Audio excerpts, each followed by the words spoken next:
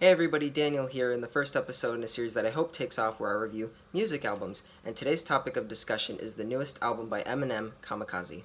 Now before I begin with the review, I just want to mention that I will be putting time codes up in the description so you guys can skip ahead to hear me talk about specific tracks from the album in case that's all you're interested in. So yeah, let's get started.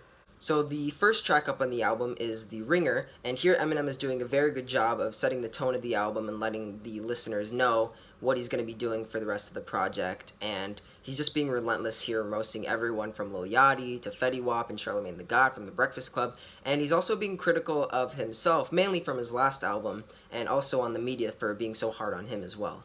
So the second track up is The Greatest, and it really carries over the mood from The Ringer, and it really hammers home the idea that Eminem is the greatest, and he even goes as far as to poke fun at Kendrick Lamar despite praising him in the last song, and he also calls out the people he feels are copying his style.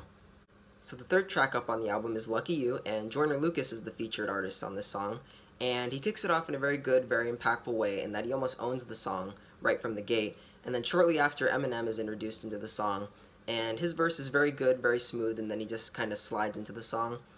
And he goes at the rappers of the new school for a little bit, and then Joyner Lucas comes right back at the end to complete the song. So the next track up on the album is actually a skit called Paul, where Eminem's manager calls him up, and it's a little funny interlude in between songs, and Eminem's actually been doing it for years. Next up we have Normal, which is actually one of my favorite, if not my favorite, songs on the album, and I just love the way the beat and Eminem's voice come together in the song, especially in the hook, and it's actually one of the sadder songs on the album, and it's about people in Eminem's personal life, along with the fans just essentially wanting him to be normal. After that, we have another interlude called M Calls Paul, where finally, after all these years, Eminem calls Paul back. Paul thinks that Eminem shouldn't be calling people out in his songs, and then Eminem is just going off and being pissed that somebody didn't get one of the rhymes in his song, and it's really funny actually. The next song we have up is called Stepping Stone, and in this, Eminem talks about how he never meant for his comrades from D12 to ever feel like they were being taken advantage of, and while he took off in his career and was successful, they just kind of disappeared, and the death of Proof even made things worse and even helped to tear them apart. And a lot of this song reflects back on 2002, and there's even a part of the beat that sounds like it could be from that time.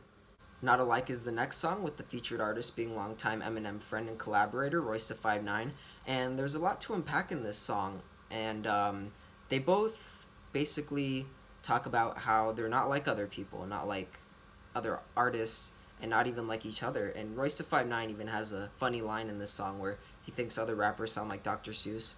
And they both go at other rappers for acting like they're tough in their songs when they'll really just be cowards and hide behind other rappers and make diss tracks and stuff like that.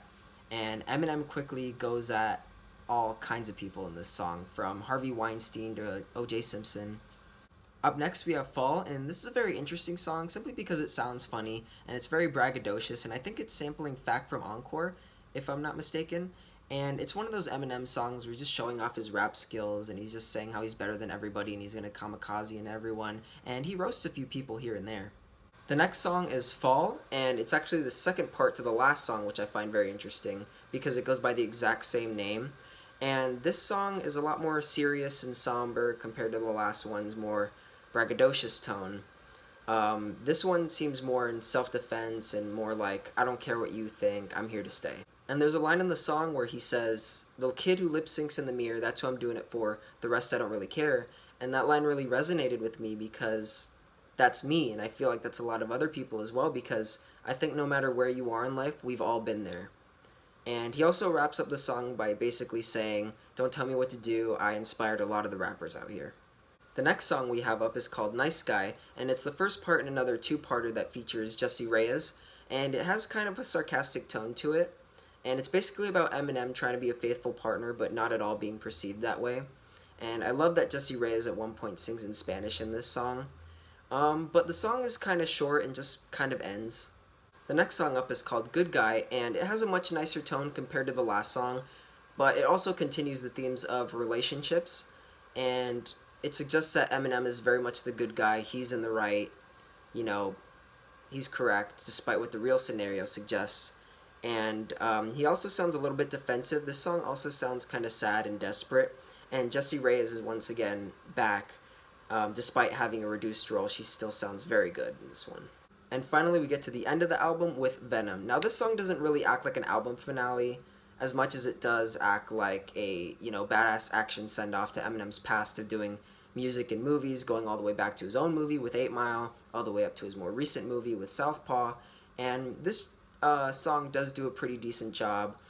Eminem does manage to squeeze in some Venom references in there, as well as provide some very good rhymes. And yes, this is the tie-in to Sony and Marvel's Venom movie coming out later this year.